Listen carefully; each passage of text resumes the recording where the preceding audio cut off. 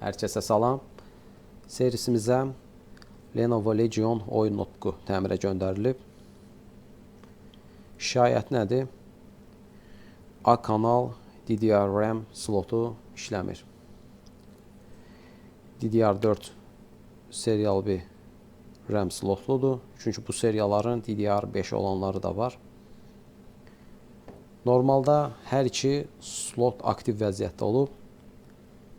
Bildiyiniz kimi AMD Ryzen seriyalarında xroniki bir müddət sonra böyük ehtimal ki, fazların tam ideal olmaması bu birinci ehtimal. İkinci ehtimal soyutma sistemi ilə bağlı bir müddət sonra AMD Ryzen CPU-larında frekansda düşüm olur.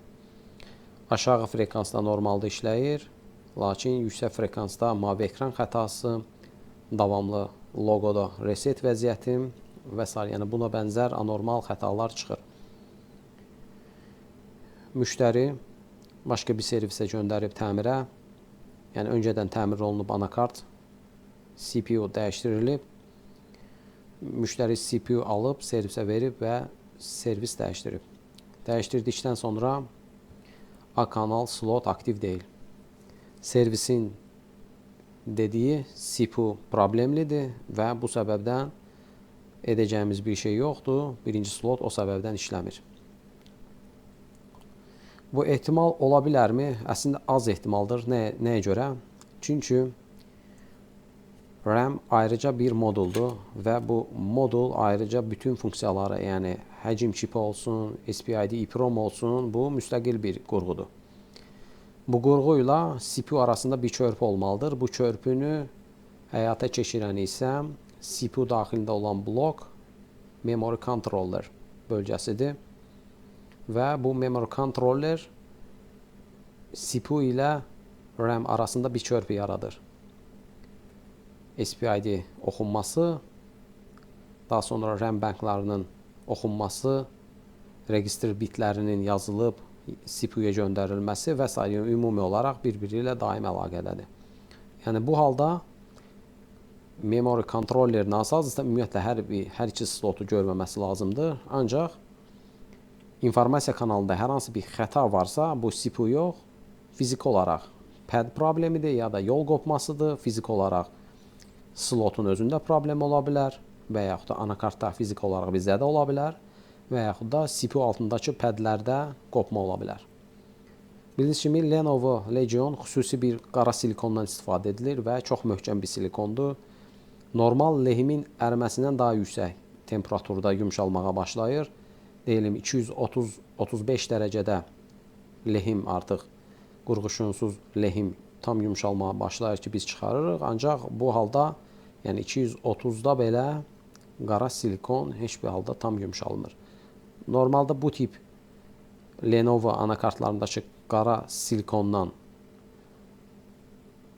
belə deyim, xəta payının az olması üçün, yəni padin qopmaması üçün edəcəyimiz yöntəm ön isitmə lazımdır. Xüsusi mayələr də var. Mayələri təbii ki, tətbiq edib ön isitmə lazımdır ki, çünki bu mayələr istilikdə daha tez reaksiya baş verir. Ancaq elə də çox effektiv deyil. Ön isitmə edərək, daha sonra ikinci etap istilikdə ümumi olaraq çip çıxardır. Bir də bu qara silikon hissələrə biraz flaksın miqdarını çox qoymaq lazımdır ki, silikonu daha da yumşaltsın. Çünki flaks qaynadığında normal temperaturun biraz üstünə çıxır. Ona görə bu yöntəm daha effektivdir, həm də padlər qopmur. CPU anakartdan ayrıldığı zaman pad qopub. Pad qopması var, çünki servisdə deyib ki, biz qopan padləri bərpa etmişik, ancaq bu CPU ilə bağlı bir problemdir. Mikroskop tərəfə keçid edib, daha sonra anakarta yaxından bir baxış edəcəyik. Elə ya da mikroskop altında baxış edək. CPU dəyişdirilib. Ya da belə edək. Bu yeni CPU-dur və bu arada bu CPU dəyişdirildikdən sonra normalda biz anakartı təmizləməyimiz lazımdır. Bu arada mən anakartı təmizləmişim, sadəcə CPU bölgəsinə heç bir təmas etməmişəm, yəni təmizlik prosesini və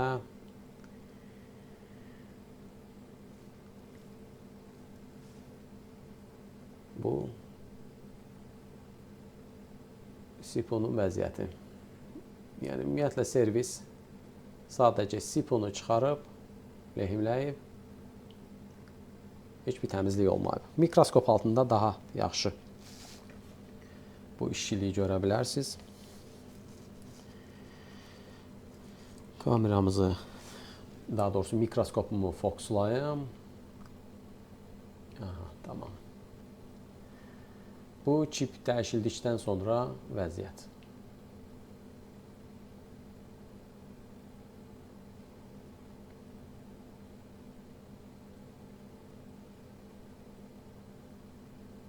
Hər tərəf flaksdır və bu da bərpa edilən bölgə, pəd. Böyük ehtimal ki, burada pədlər kopub bərpa ediblər. Belə.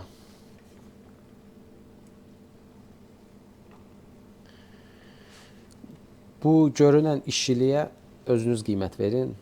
Açığı artıq hər dəfə bunları təkrarlamağa yoruluram. Yəni görülən işçilik ortada. Bərpa edilən hissə bu hissədir. Baxın bu hissə. Əlimizdə bizim bu anakartın nöqtə xəritəsi, yəni board view dediyimiz nöqtə xəritəsi var. Az öncə nə dedim? Deməli, anakart bu formada, baxın bu hissə. Nöqtə xəritəmizdən anakartın üzünü çeviririk. Bu formada, elə mən dedim, masamın önündə bu formadadır və bu hissə. Yəni, bərpa edilən pədlərdən buradadır. İndi isə mikroskop altına çəkək. Kameranın dəyişdi. Mikroskop altında bərpa edilən pəd budur. Baxın bura. Burada. Onsuz da bu yaşıl qoruyucu izolyasiyadan bilmək olur ki, burada hansı hissədə təmir gedib və hər hansı bir pədi seçirəm. Baxın, hər hansı bir pəd. Yəqin ki, adından da məlumdur ki, bunlar data kanallarıdır əslində və elə işləməyən slotla bağlıdır. Növbəti yenə A kanal slotla bağlıdır. Daha sonra növbəti bu da eyni ilə işləməyən A kanal slotla bağlıdır. Və buradakı bizim bərpa edilən pədlər isə bu formadadır. Hətta buradan lehimi də görmək olar. Çox yekə ümumiyyətlə tel atıblar bura. Çox gərəksiz bir prosesdir. Bu boyda tel atmağa ehtiyac yoxdur axı. Onun normalda pədi çox incə olur. Yəni bərpa edilən hissə. Ancaq servis qeyd edir ki, bizim gördüyümüz işdə heç bir problem yoxdur. Sizin CPU nasazdır və qeyd edim ki, bu CPU yenidir və mənim aldığım mağazadan, AliExpress üzərindən alınıb. O mağazanı illərdir tanıyıram, çoxları tanınır, Hongming olaraq keçir və onlarda açığı NASA CPU görməmişəm. Olsa belə mən ümumiyyətlə CPU-nu geri qaytarıb pulumu alıram və yaxud da CPU göndərilmir, yenidən mənim pulumu geri verirlər. Çünki tanırlar məni, illərdir bilirlər ki, bu işi peşəkarcasına görürəm və onlarda CPU-nun nasaz çıxması ola bilər, bəlkə də neçə mində bir, belə anormal bir problem ola bilər. Ancaq nəticə etibarıyla buradakı bizim A kanallı slotumuzda bu slotun işləməmə səbəbi CPU ilə qaynaqlı deyil. Dediyim kimi, ilkin olaraq səbəbi az öncə xatırladım. Yəni CPU daxilindəki memory controller bölgəsi var. Baxın bu blok, bu ayrıca blokdur ki, bu registr bitləri ilə işləyir, informasiyanı alır, SPID oxunur, məlumat verilir, daha sonra əlaqə qurulur, frekans təyin edilir, referans frekans təyin edilir və memory controller artıq CPU ilə sıx əlaqədə olur. Bu vaxt slotların memory controllerə birbaşa əlaqəsi yoxdur. Çünki SPID burada önəmli bir funksiyanı yerinə daşıyır ki, yəni SPID həm informasiya oxunur və hər bir kanal üçün registr bit alır. Hər bir bit üçün slotlar təyin olunur memory controller üçün və bütün informasiya ümumi olaraq memory controller blokuna gedir. Yəni bu halda CPU, RAM slotun biri işləmir, yəni slot aktiv deyilsə, bu CPU-dan qaynaqlı. Xeyr, elə deyil. Yəni bunun algoritması var, çalışma məntiqi var və bunu izah edirəm. Bilməyənlər üçün də öyrənmiş olduq ki, əslində slotların, yəni mən illərdir bunu həm təcrübə, həm də bunu elmi tərəfdən, yəni bu anakartın çalışma alqoritmasında da görə deyirəm ki, bu tip slot işləməmə səbəbləri pinlərdə oksidləmə, yol qopması, zərbə halında deformasiya ola bilər və pəd qopması. Əks halda hər hansı bir slot birbaşa SIPO-ya bağlı deyil. Bəlkə ola bilər. O zaman hər iki slotda problem olmalıdır, işləyə bilər və anormallıq yarana bilər. Bu zaman bəli, informasiya kanalında bir problem olur. Çünki gərginlikdə tamdır. Çünki digər slotda laptop normal qaydada işləyir, ancaq ümumi bu slotda davamlı olaraq anakart reset vəziyyətindədir. Reset vəziyyətində isə informasiya əksiliyi ilə qaynaqlanır bu. Çox uzatmayaq, sadəcə uzatma səbəbin daha doğrusu bundan ibarətdir ki, işin məntiqini bilmək lazımdır və işin məntiqinə görə müştəriyə də biz geri dönüş etməyimiz lazımdır. Yəni hər bir istədiyimiz bir yerimizdən uyduraraq müştəriyə səhv məlumat vermək olmaz. Əgər həll olunmursa, böyük ehtimal ki, əslində servislərdə belə bir xüsusiyyət var. Məsələ bunun gördüyü servisdən və yaxud da hər hansı bir ümumi olaraq servislərdə bir şey var ki, əgər müştəri SIPO alırsa mən buna zəmanət verirəm, nəsə olsa tez SIPO-nun üzərinə atır. Atma səbəblərindən birisi bu SIPO-nu çıxartmaq lazımdır. Kənara qəliblənib, altındakı pədi qopma varsa yenidən əlavə işləyir və bunu lehmləməsi lazımdır. Ancaq iş başdan öncə düzgün şəkildə idarə olunsaydı, bu vəziyyətə gəlib çıxmazdı. İndi edəcəyim proses əslində CPU bu anakartdan ayrılmalıdır. Ümid edək pədin, yəni bu altı çox bərbad deyil. Bərbad olarsa bu müştəri ekstra əlavə xərc olacaq. Mən CPU-nu anakartdan ayırım, daha sonra geri dönüş edək. Mikroskop altında bu hissəni yenidən analiz edək, görək buradakı pədlər nə şəkildə bərpa olunub.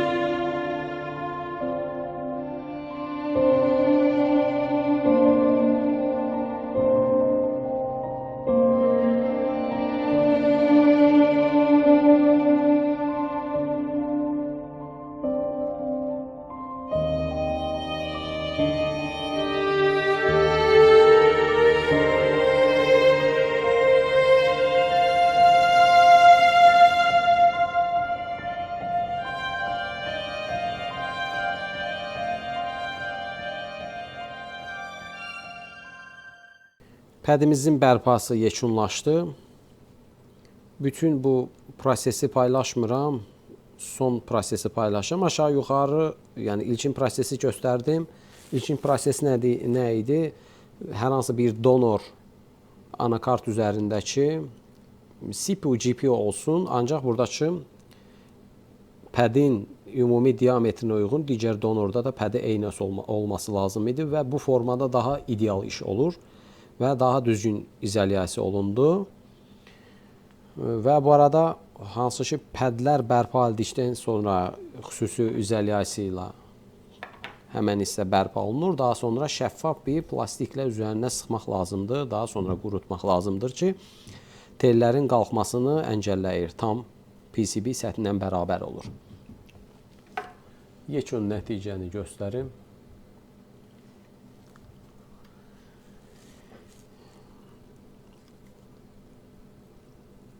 Bu da yekun nəticə. Və bu da yekun nəticə, deməli 1 pəd, 2, 3, 4, bu da 5. Və son pəd bu hissədə yer alır və bu da digər pəd.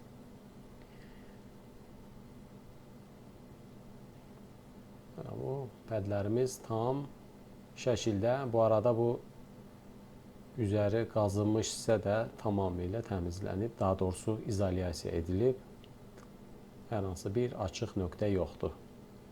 İstifadə etdiyim lakın özü də şəffafdır. İndi isə az öncə qeyd etdiyim proses, yəni pəd bərpası zamanı nələrə diqqət etmək lazımdır? Yəni gördüyünüz kimi bu anakartın təmirindəki pədin bərpasında ciddi xətalar olmuşdu və bu xətalar nədir? Əgər sizin də qarşınızda bu tip pəd bərpası çıxarsa, mütləq şəkildə bu yöntəmi istifadə etmək lazımdır. Əks halda, çünki anakart elə bir şeydir ki, istilikdə gərilmə baş verir, həm çipin sahəsində, həm də anakart sahəsində. Yəni bunlarda dediyim kimi əks halda işiniz geri dönəcək və nəticə alınmayacaq. Bu bizim çipimizin bir hissəsidir, yəni bu üst hissədə olan çipdir. Yəni BGA tipli, paketli bir çipdir. Bu isə bizim anakartımızın səthidir. Baxın bu hissə. Bu solder mask, yəni izolyasiya hissəsidir. Bu pədimizdir. Bu lehim pastasıdır. Solder past yazma səbəbləri isə anakartda lehimləmə prosesi, yəni istehsalat zamanı lehim pastasından istifadə edilir. Bu isə, baxın, bu forması, yəni düşünə bilərik ki, çipimiz anakart səthinə yerləşdirilib və lehimləmə prosesini gözləyir. Bu isə lehimləmə prosesini, yəni ideal lehimləmə prosesi, baxın, bu formada olur. Yəni lehim topunun forması bu formada, həqiqi mənada da bu formada olması lazımdır, tam düzgün şəkildə. Əks halda, yəni sürüşmə baş verərsə, lehim topunda əyim olacaq, yəni arada bir müqavimət yarana bilər, ona görə də ideal lehimləmə budur. Bizim bu notkumuzu, ilk çipimizi anakartdan ayırdığımız zaman mənzərə belə idi. Yəni lehim, baxın, bu aradakı çox aşağı bir dəyərdir, yəni ara məsafəsi. Burada fotoda biraz yeşə görünə bilər, amma çox aşağı bir dəyərdir. Məlum məsələdə onsuz da çipin kənarına özünüzlə baxsanız fərqini vararsınız. Yəni bu məsafə çox aşağı bir dəyərdir. Yəni millimetrin aşağısında dəyərdir. Baxın, bu bizim anakartımıza baxdığınız zaman, yəni izolyasiya, yəni deyəlim ki, lehim teli bu boyda istifadə edilmişdir. Baxın, bu formada. Üzərinə izolyasiya ediblər, bu da bu formada. Həddindən artıq çox idi. Nə baş verəcək? Baxın, bu çipin bu hissəsi əslində çipimizin bir hissəsi havadaydı. Yəni, baxın, burası bu formada qalır. Yəni, belə düşünə bilərik. Çip əyri qalır. Bu halda nə baş verəcək? Təbii ki, bu bu çipimizin özündəki lehim topu tam bura gəlir və bura boşda qalır və yaxud da çox az təmas olur burada. Təmas çox az olur. Təmas çoxaldığı zaman da yenə də burada aşağı müqavimət və keçən həm siqnal, həm də gərginlik məsələsində buna cərəyan, həm də gərginliyi də burada göz önündə saxlamaq lazımdır ki, çox önəmlidir. Yəni aşağı gərginlikdə burada müqavimət yaranır və istilik baş verir burada.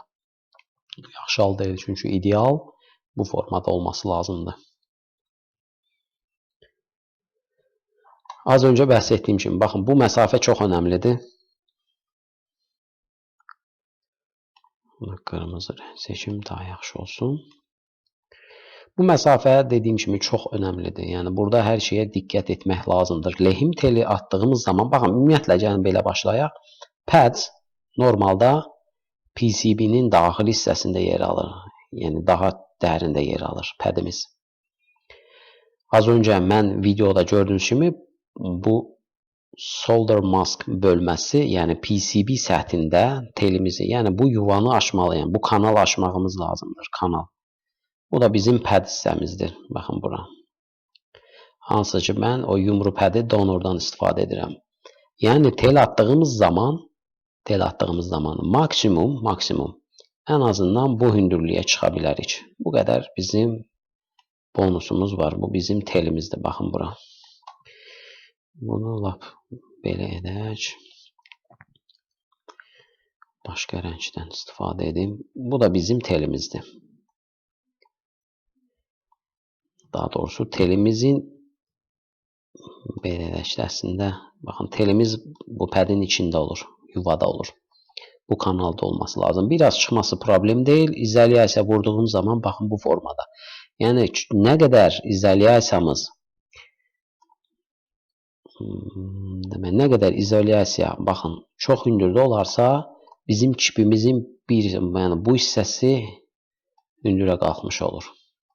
Ona görə də izolyasiya etdiyin zaman baxın bu məsafə həmişə göz önündə saxlamaq lazımdır.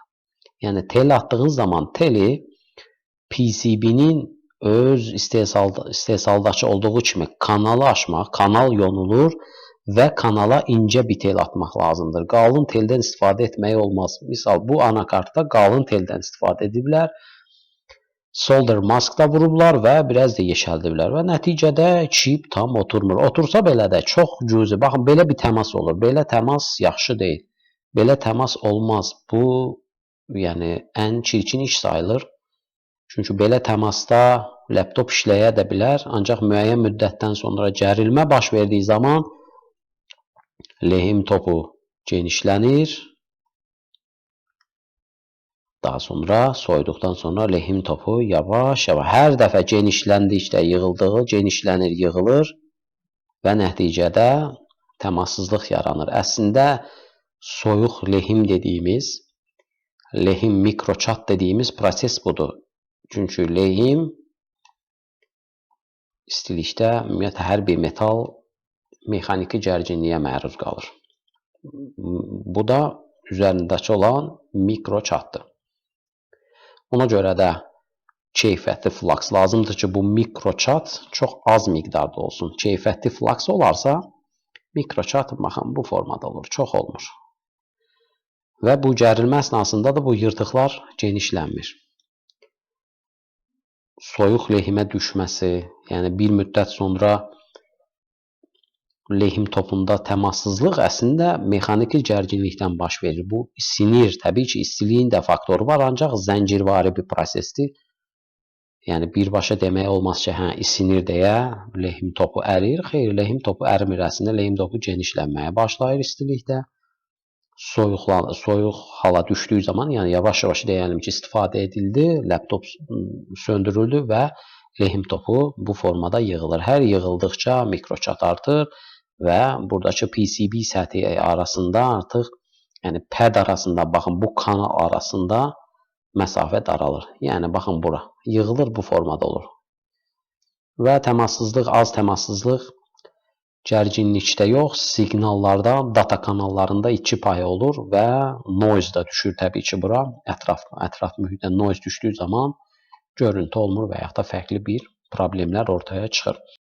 Ona görə də pad istifadə etdiyi zaman, yəni bu məsafəni diqqətdə saxlamağımız lazımdır. Nə edirik? Az öncə mənim videodan gördüyünüz kimi kiçik bir, şəffaf bir plastik paket. Bu plastik paketi bunun səthinə yatırırıq. Yəni deyəlim ki, tel atdım, bura tel atıldı, solder mask və bu paketi üzərinə qoyub sıxıram və ultraviolet lampa ilə burada bərpa etdiyim izolyasiya lakını qurutmuş oluram ki, pad yüksək, yəni bura qalxım olmasın. Çünki bu formada tel atırlarsa bir dənə üstündən belə eybəcər izolyasiya nə olur? Artıq çip, yəni çox hündürdə qalır. Yəni bu çipin deyəlim ki, lap bura, bu çip, daha doğrusu bu lehim topu deyəlim bura təmas elədi. Baxın bura, bu hissəyə təmas elədi. Bəs bunun arxasında da lehim topları var. Baxın, bunun arxasında da lehim topları var. Bu təmas elədi, ancaq hündürlük səbəbli artıq bu təmas olmayacaq. Ona görə də bu tip incə işlər var əslində pad bərpasında. Yəni göründüyünüz kimi bəsit bir proses deyil. Hər şeyi nəzərə almaq lazımdır. Hər bir şeyi istifadə etdiyimiz tel, flux, lehim, yəni bunlar çox önəmlidir. Çünki mən deyəlim bərpa etdim bu formada, artıq maksimum deyəlim padı onsuz da yuvaya yerləşdirdim. Telim maksimum bu formada ola bilər. Məsələn, deyəlim ki, bu formada. Bu mənim telimdir. Baxın bura. Bu da padimdir. Maksimum hündürlük bu ola bilər. O da hündürlük bu tərəf olacaq. Telin üzərini izolyasiya etdiyimə görə. Ancaq pad açıq vəziyyətdə olmalıdır. Padin biraz hündür olması bir problem deyil. Yəni burada olmasın, burada olsun.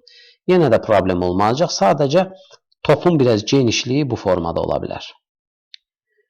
Əksinə bu halda da çox yaxşı təmas sayılır bu. Baxın bu formada da çox yaxşı təmas sayılır. Yəni bu formada olması yaxşı təmasdır. Heç bir problem olmaz.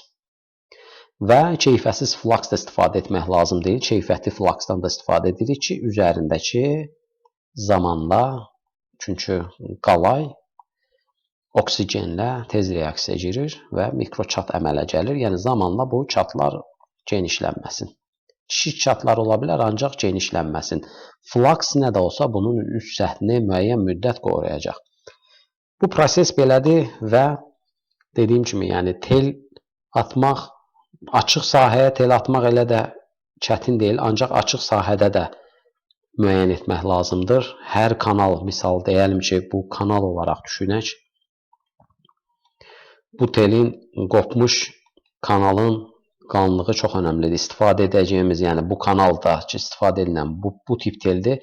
Siz bura bu tip tel istifadə edə bilməzsiniz. Mütləq şəkildə eyni ölçüyə bərabər olması lazımdır. Çünki bu informasiyada kanalı ola bilər və yaxud da gərginlik kanalı da ola bilər, voltaj xətti də ola bilər. Yəni pad bərpası düşündüyünüz kimi elə də sadəcə əlimizə lehim aldıq, tel aldıq, yapışdırdım. Yəni real bir anakarta idi, bərpa etmişlər, ancaq bərpada ən böyük səhv padin arasındakı BGA tipli çipin arasındakı məsafə nəzərə alınmayıb. Bu çox önəmlidir. Bu nəzərə alınmadığına görə çox yüksək olub və arxadakı lehim topu təmas edir, arxadakı lehim topları, yəni çipin bir tərəfi havada qalır. Bu hissədə yuxarı doğru havada qalır. Ona görə bu tip nüansları pas keçmək olmaz. Bunlar çox önəmlidir. Keyfiyyətli işin keyfiyyətli nəticəsi olar və çipin belə deyim, nəticəsi də uzun müddətli qalacaq. Çipi anakarta lehimləmək bəlkə də böyük bir vaxt almaz. Ancaq uzun müddətli olması, daha keyfiyyətli nəticə almaq bunlar çox önəmlidir. Bu tip, yəni gördüyümüz bu anakart kimi eybəcər işçilik mənim qarşıma çıxan ilk iş deyil. Çox olub. Yəni anakartdan hər hansı çip nasaz olur, dəyişdirilir. Bir müddət sonra müştəri, istifadəçi, yəni deyəm 5-6 aydan sonra artıq görüntü olmur və yaxud da hər hansı bir qurğu tərəf işləmir. Səs işləməyə bilər, wireless kanal işləməyə bilər, klaviatura işləməyə bilər. Fərqli bir-birinə çünki çox bağlıdır. O zaman nə olur? keyfiyyətsiz işçilik, materiallar, keyfiyyətsiz materiallar, yəni bunlar bir-biri ilə zəncirvari bağlıdır. Bu halda dediyim kimi hər bir şeyi göz önündə saxlamaq lazımdır. Tel atmaq üçün tələsməmək lazımdır. Zaman alan bir prosesdir. Misal mən bu anakartda pədin bərpasına ortalama 3 saata yaxın vaxtım gedib. Çünki videoda da hətta qeyd edirəm ki, yəni bunun uzun prosesi bura yerləşdirə bilmirəm. O vaxt müddətinə görə çox zaman alır, çox incə. Hər bir şeyin qurumağını gözləyirəm. Uzundan bir müddət keçməlidir ki, tam qurusun, daha sonra digər prosesə keçim. Yəni mərhələli şəkildə bu proseslər olması lazımdır. Birbaşa pədi bərpa etdim, tez qurutdum, anakartın üzərinə çipi qoyum, lehimləyim və nəticədə baxın budur. Tez işçilik, keyfiyyətsiz işçilik, keyfiyyətsiz material. Yəni bu tip hallarda təbii ki, baxın, eybəcər bir işçilik ortaya çıxacaq. Düşünürəm ki, bu sizin üçün vacib bir məlumat olacaq. Çünki bu tip məlumatları heç YouTube üzərində də çox geniş məlumat görmüş olmazsınız. İstəyir 25-30 ilin ustaları belə bu tip məlumatları heç birini vermir. Açığı onlar da heç bu yöntəmi istifadə etmir. Heç onların ağıllarına gəlmir ki, buradakı məsafəni hesablamalıyam, pəd hansı hissədə olmalıdır, pədin bərpasını necə etməliyəm. Yəni, çox ustalar daha tez varlanmaq istəyir, daha tez nəticə almaq istəyir ki, mən puluma baxıram, eyni bu işçilik işlək kimi.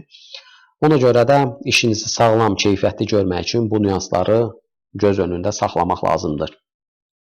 Bu qədər. Bu pədlə bağlı düşünürəm ki, çox geniş məlumat vermiş oldum. İndi isə edəcəyim son proses, daha doğrusu növbəti proses CPU qəliblənsin. Qəlibəndikdən sonra anakartımızı artıq o prosesləri lehimləyib son nəticəyə birlikdə baxarıq, görək. Birinci slotumuz qaydasındadırmı, yoxsa yox. Bu arada pədlərlə yenidən bu pinlərimizi ölçmüşəm. Dəyərlər qaydasındadır, yəni müqavimət dəyərindən 0 ohm, hər hansı bir yüksək dəyər yoxdur. Çünki informasiya kanalı olduğuna görə orada yüksək bir dəyər olmaması lazımdır. Tel atıldıqdan sonra mütləq pəd ölçülməsi lazımdır.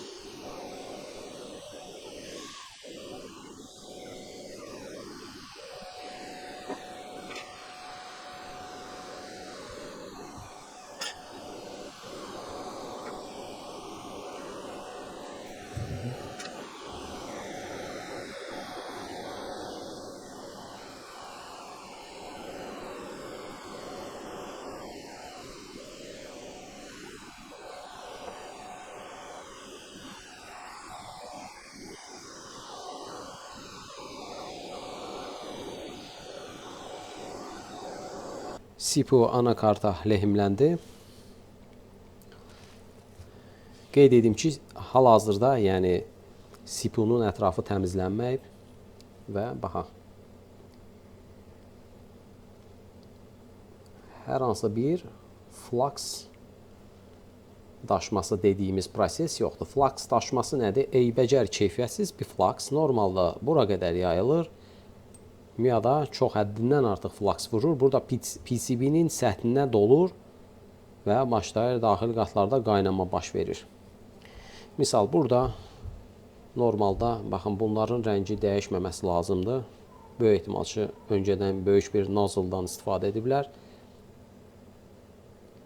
İnduktorların ayağındakı lehimdə qızartı varsa, artıq flux qaynamasıdır bu. Normadan artıq daha istilik tətbiq edilmiş vəziyyətdədir. Anakartın digər üzünü göstərim. Normalda, yəni öncəki servis olsun, bir çox servislərdə bu tip izolyasiyaların heç biri edilmir.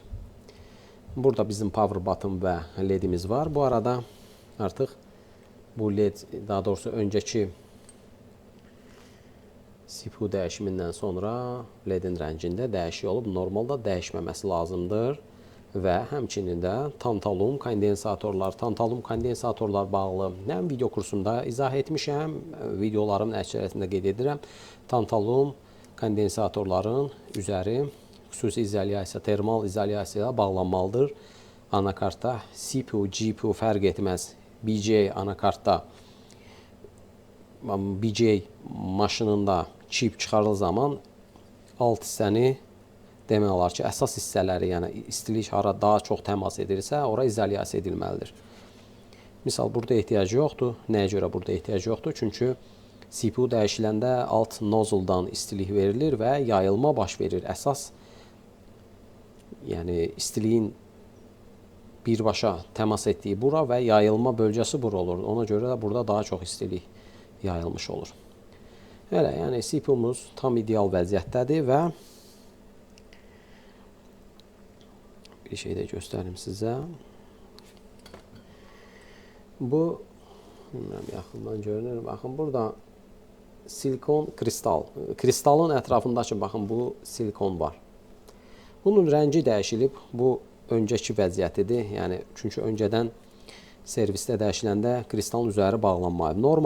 Normalda.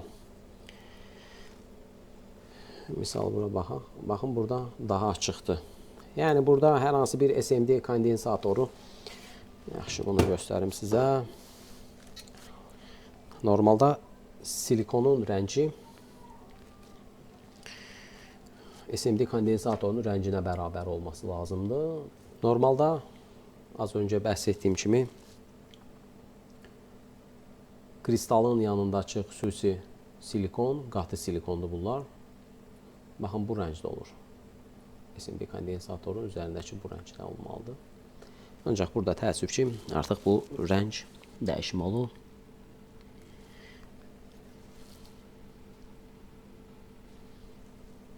Rəngin dəyişməməsi lazımdır, bu qədər.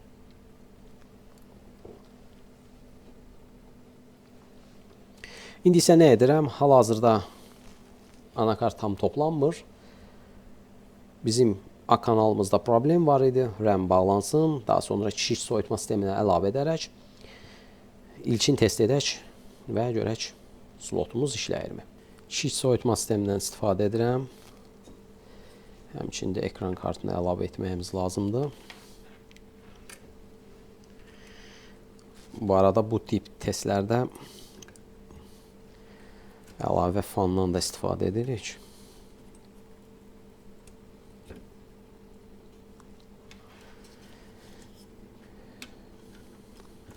RAM-imizi bağlayaq. Hansı ki, bu slotumuz işləmirdi. Bu arada bu anakart avtostart alması lazımdır. Çünki bu arada USB testeri də bağlayıram. Panelə ehtiyac yoxdur. Arxa planda işləməsi mənə yetərlidir. Birbaşa öz adapterına bağlayacağım. Avtostart alacaq, çünki CMOS gərginlik öncədən təmin edilmir. Ona görə CMOS gərginlik artıq burada LDO tərəfindən təmin edilir və reset vəziyyəti olur. İlkin olaraq adapter bağlandı. Fanımız fırlanır bu arada. Yəqin ki, fanın səsi gəlir. Hal-hazırda USB testlerimizdə LED-imiz blink vəziyyətdədir, yanıb sönmə rejimdə. Daha sonra sürətli bir yanıb sönmə prosesi olacaq və bip səsini eşitməyimiz lazımdır. Bu arada CPU üzərindəki soyutma sisteminə, aha, tamam, əla və reset atdı bir dəfə və əla. Slotumuz işləyir. Bu bizim işləməyən slotumuz. Tamam, ayıraq. İndi isə bu slota bağlayım. Təbii ki, daha sonra hər iki slotun eyni anda yoxlayacağım. Digər slotumuz da yenə yoxlayaq. Düzdür, o slot işləyirdi. Amma yenə də yoxlamağım lazımdır.